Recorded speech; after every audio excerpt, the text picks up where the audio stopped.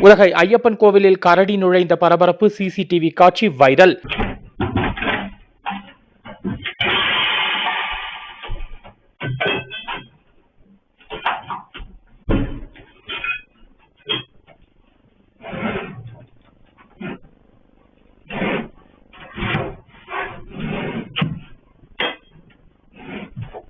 நீலகிரி மாவட்டம் உதகை பகுதியில் உள்ள ஐயப்பன் கோவில் வளாகத்தில் பரபரப்பான சம்பவம் ஒன்று நடைபெற்றது.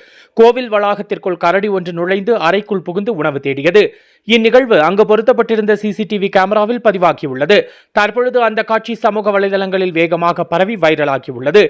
இந்த சம்பவம் தொடர்பாக தகவல் அறிந்த வனத்துறையினர் கரடி அப்பகுதியில் சுற்றித் திரிவதை உறுதி செய்து தேவையான முன்னெச்சரிக்கை நடவடிக்கைகளை மேற்கொண்டுள்ளனர். வைல்ட் லைஃப் வால்பாறைக்காக நமது செய்தியாளர் கரன்சி சிவக்குமார்.